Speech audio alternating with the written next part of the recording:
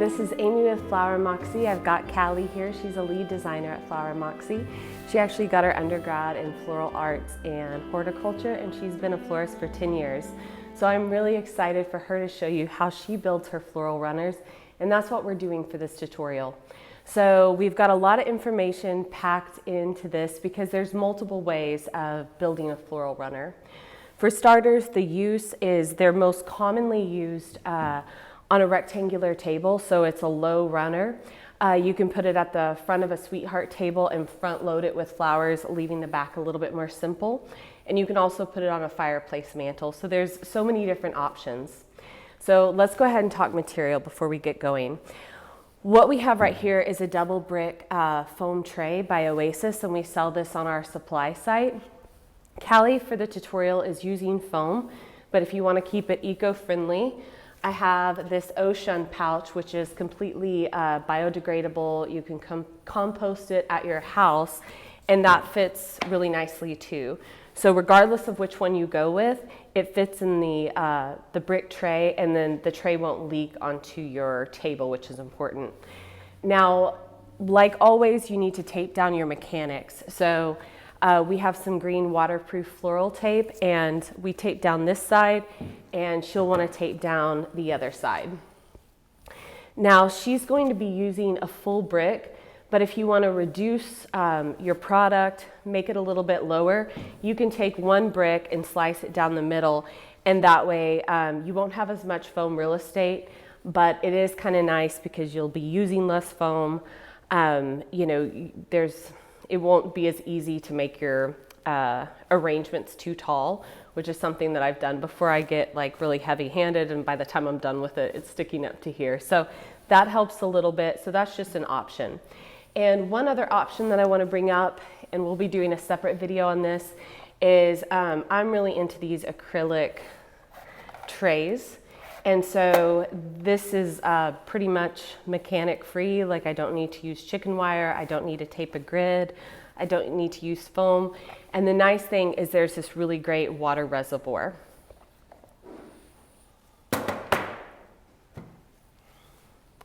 Lastly, the most important thing, and what you're probably going to ask as a new florist or as a DIYer, is when can I build this?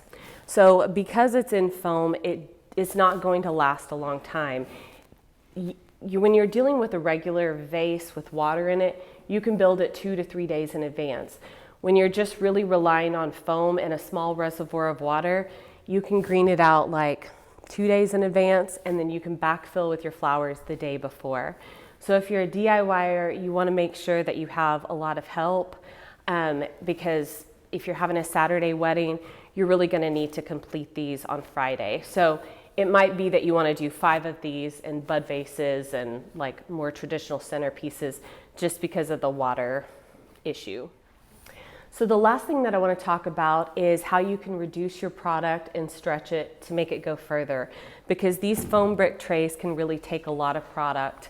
And a little cheat or a way around it would be to use moss to cover up some of your mechanics. Now, you can totally load this with flowers and green it out, but it will take longer, it will take more product. So what Callie's going to do this time is use some clump moss, also known as sheet moss. And another option is Spanish moss. So she's going with this sheet moss because she has a more gardeny feel, and this just feels like a more appropriate material. But if you're doing something with more dried flowers or terracotta or more of a bleachy vibe, I think the Spanish moss would be really great. So the way she's going to get started is she's going to cover up some of her mechanics right out of the gate. Then she'll start with her florals and her greenery and maybe like spot treat it. And one way that she gets this to hold on is using some straight wire. So she took, where'd it go? She took some straight wire. She folded it like it was a bobby pin, and it's just really easy to come through and pin it to your foam or to your Oshun pouch. So all that, I'll go ahead and let you get started. Okay. All right, so I'm going to be covering this completely with this sheet moss, or some people call it clump moss. It's important to note that I've already wet the moss really well. And I have it in this reservoir with a little water in the bottom, and that just helps to keep it looking alive and not so dry, and it also gives extra hydration for the flowers. So it does come apart, kind of clumped together really nicely, so I'm just gonna cover with the straight pins that I've turned into bobby pins. Just make sure that it's nice and in place.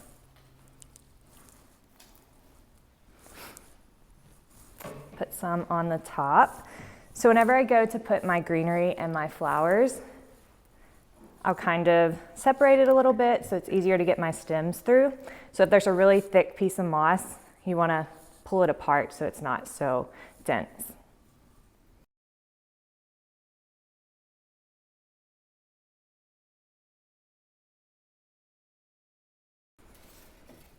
So this is the straight wire that I'm using, and I just cut it into maybe 3 to 4 inch sections.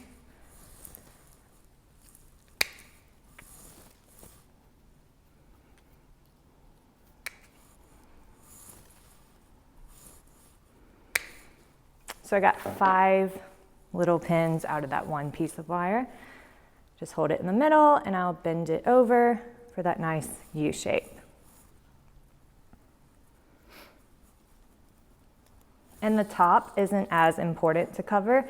I'll leave it a little more open because you're going to be sticking a lot of stems in there, and then you're not really going to see the top of this anyway. I try to get mostly the plastic tray covered and then this bright green side covered, but it's still okay to leave a few holes. You can fill those in with greenery and flowers.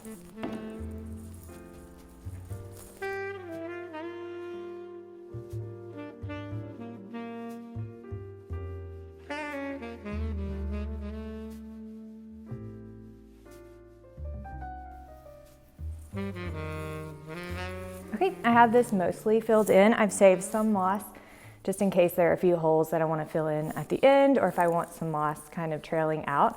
So I'll wait till I have all of my flowers and greenery in, and I'll go back and backfill with the moss there.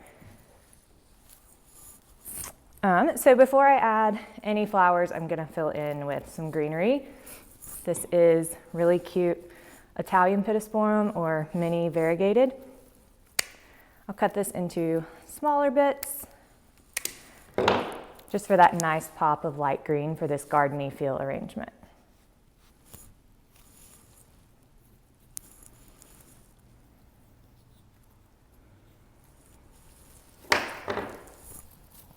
So since this arrangement is for a long table for like your reception where your guests are going to be seated all the way around, I want to be sure that I don't heavy load one side with flowers. I want to make sure that it's pretty even all the way through. And then I also want to add some height out the top, but I don't want to get too tall and too wild so that your guests can't see from one side to the other.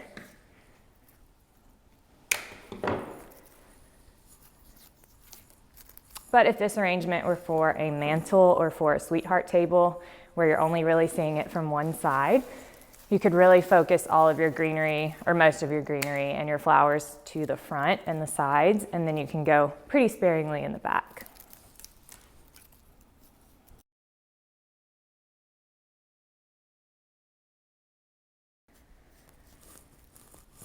And another really cool thing about using moss instead of a lot of greenery is that it helps to keep the long and low arrangement really narrow so that you have more room for your place settings, your votives and candles. If you use a lot of greenery, have the tendency to get really big, and that's just not something you really want on a centerpiece of a table.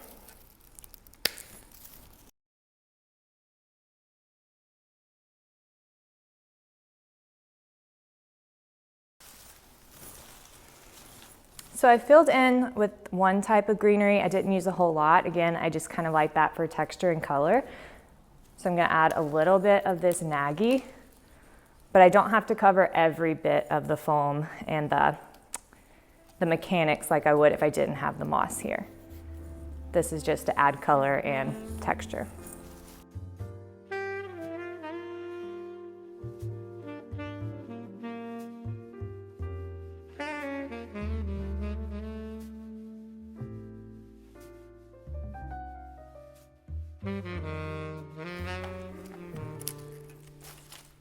Okay, so if you do find a difficult spot in the moss, so it's kind of hard to get your stem through, just kind of make a little hole with your fingers, or you could use something like a trash stem, so something you've already cut, and kind of dig around a little bit, make a hole, and then you can come in with your more delicate stem.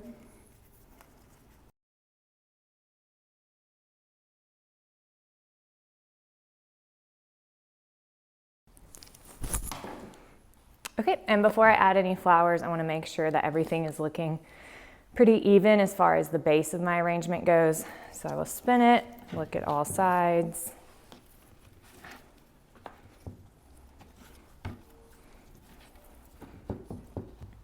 Okay, I'm happy with that. So now I'm going to start with my flowers.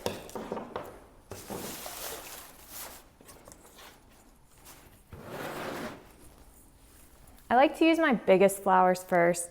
So think of filling in your mass areas. So I've got these great mini green hydrangea, really fluffy. I've already removed most of the big stems, but leaves, and I like to leave the little ones on top. But if they are overwhelming, it's really easy to just snip those off too.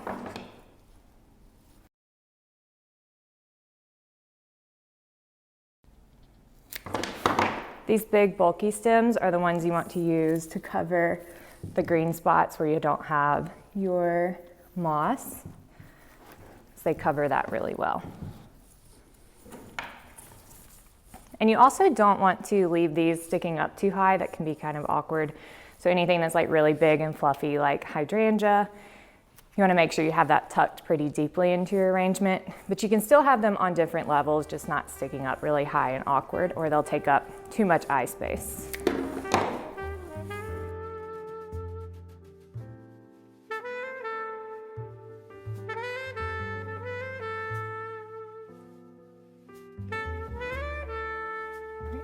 So before I place my last stem of hydrangea, I want to make sure it's all even, and I'll spin this around again.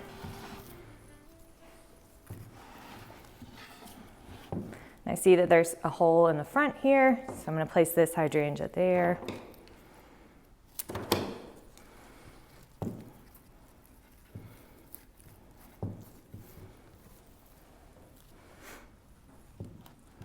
Okay, and next I have some nice terracotta vintage carnations and peach roses.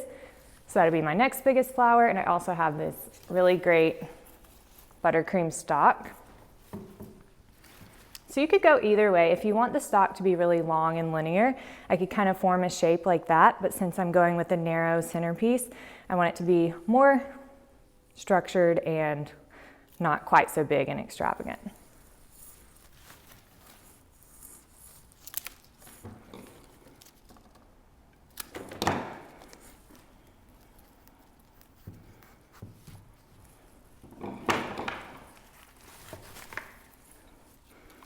With your really big flowers or your more focal specialty flowers like roses, you want to make sure that they're not all facing up to the ceiling and that some are facing out, so that the guests seated around the table are more at eye level. So you'll want to place them sideways into the foam so that you can really see this rose. You can even face them down a little bit just to make sure you have the whole arrangement covered.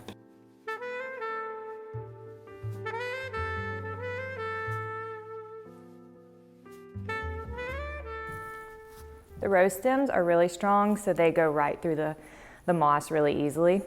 It's the more delicate stems that you'll kind of have to create a hole through the moss to get into the foam.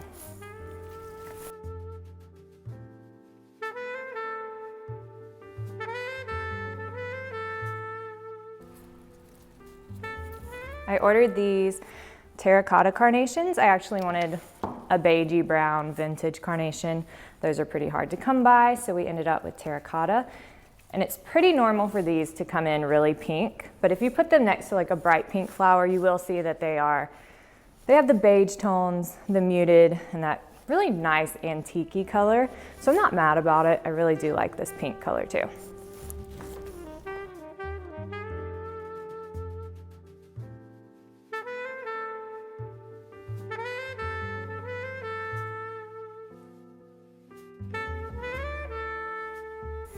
right, before I get to all of my delicate flowers like ranunculus, spray roses, and a little bit of tweedia, I want to make sure I finish with my bulkier flowers. So I'm going to do my stalk, and I'll tuck some of these down deep and then leave some hanging out for more of an airy feel. And one thing that's really cool about stalk, you either love it or hate it, it has this really cool tip that doesn't always bloom out. So if you're going for something more full and rounded, you can always just clip the top off, and you can't really tell. It just looks like a different, more round flower, kind of like a hydrangea.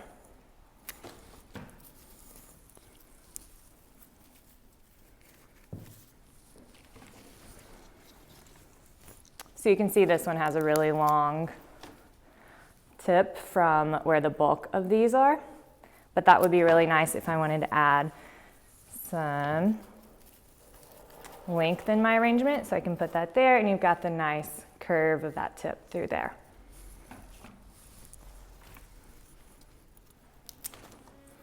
I don't want that everywhere though, so I will cut some of those off.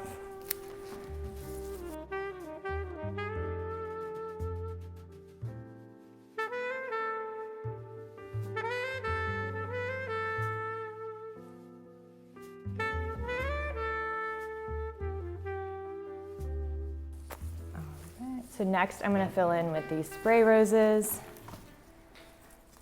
Usually spray roses have 3 to 5 blooms per stem.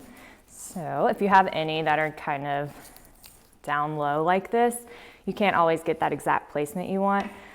So I'll just clip those off, set them in a little container of water, and this will be perfect for something like a boutonniere or corsage.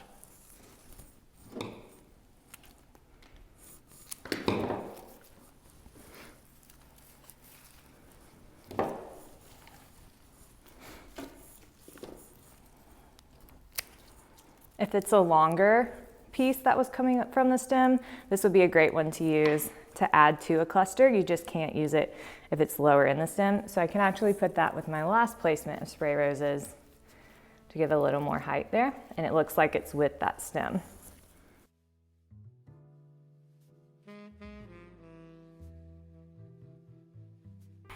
With these, I want to keep some tucked down and then some up high just to get that depth in my arrangement also. I don't really ever want one flower to be all down low and one to be all up high. I like to get a range on all of my blooms here.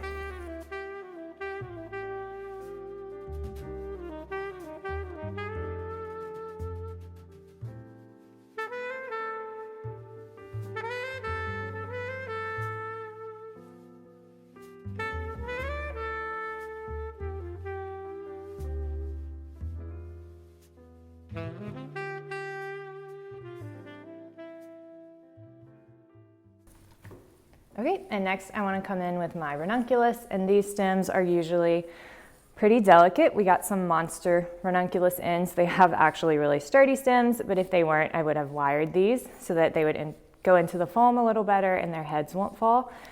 But since these are going into the moss, I want to be really careful with placing them in the foam so that the stems don't break where I just gave them a fresh cut. So I am kind of looking for free real estate here where there's no foam, where there's no moss, where I can go directly into the foam with these stems. And I like to leave some of these high so they're a little bouncier, and if they are a little higher in your arrangement, whoever you're looking across the table at, it's really easy to see through these small stems.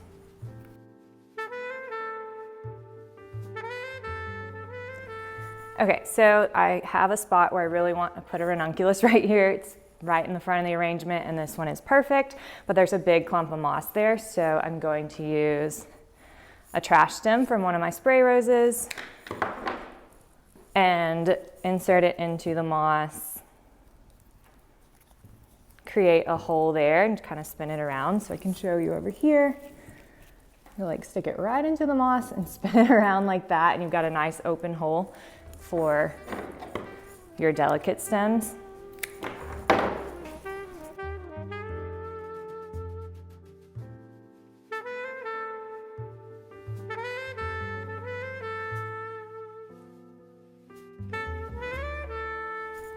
Since I will be using this really nice white tweedia, I wanted to throw in a few white ranunculus also, so I don't have just one really bright white flower. I always like to have at least two to kind of bounce off of each other. So I used 4 or 5 peach ranunculus, and I'm gonna do 3 or 4 white ranunculus also.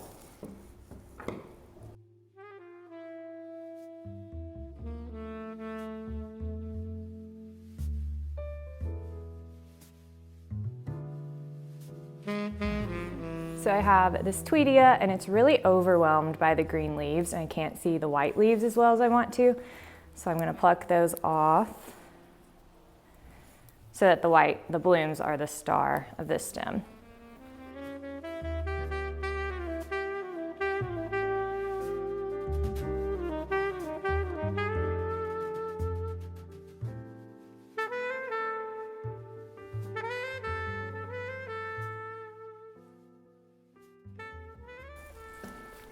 Okay, I have a pretty full arrangement here. Got all of my bigger flowers, my tweedia coming out, but I do have this really nice lisianthus. And I want this to be a little bit airier, so I may use just some of the buds, some of the longer, smaller pieces, just to kind of give it that movement and that really garden feel that I'm looking for.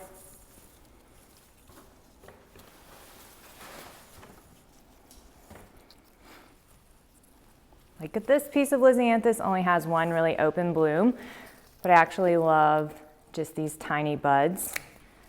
I think it will add a lot of fun texture to this arrangement.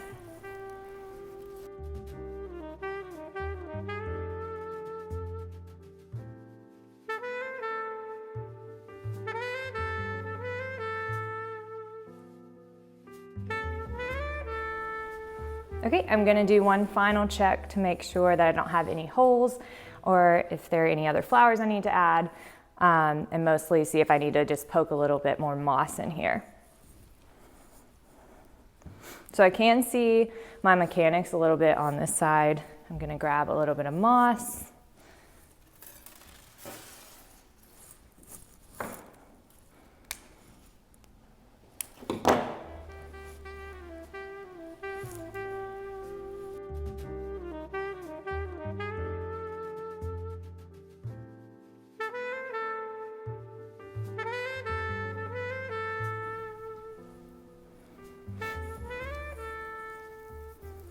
Most of the holes I'm seeing are around the bottom of my arrangement.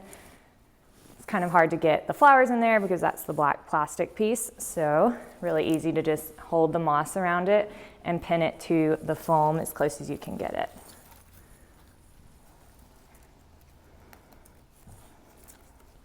And if you can see through your flowers, it's really hard to see the foam, but if that bothers you like it does me, you don't have to pin your moss in there. You can take a little piece, kind of wedge it between your flowers and just set it on top, and it's not going to go anywhere because you have those flower stems holding it in place.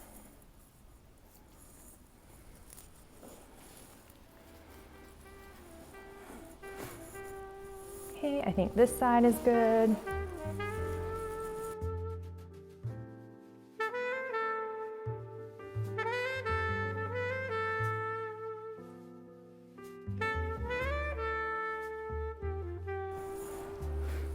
Okay, and that is my floral runner. This would be great for long rectangle table, and if I had wanted to make this for a mantle, I would have probably used at least a third less flowers because everything would be in the front.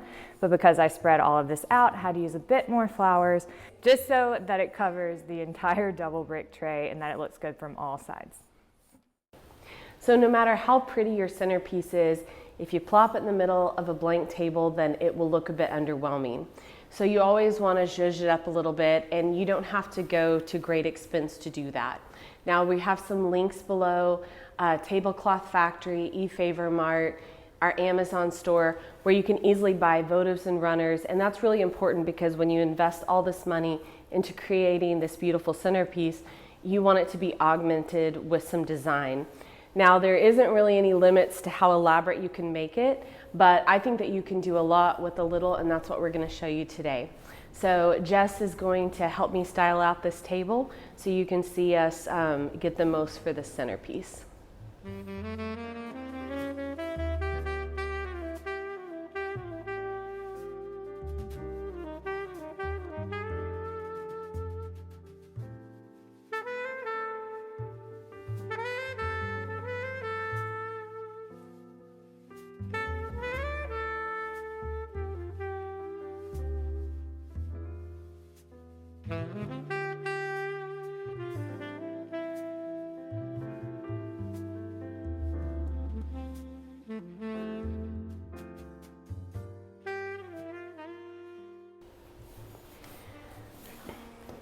So we probably completed this for less than $15. This chiffon runner is really inexpensive. You can find it on eFavor or Tablecloth Factory for a few dollars a piece. These are just really inexpensive votives that you can find on our Amazon store or at Walmart. And then we just have a few bud vases. So we're just flanking this nice floral runner with 2 bud vases on each side, so 4 total. We had some broken stems, so basically we're using the scraps and the trash at the end to fill up these bud vases to extend the design. And it's nice because it completes the design, but it's not so much that people can't sit at this table and have their plates and their drinks, but they all still have something beautiful to look at. So keep that in mind when you're designing and you're thinking through your designs, that a centerpiece on a cream tablecloth probably is going to be a bit underwhelming, so take that extra step and zhuzh it.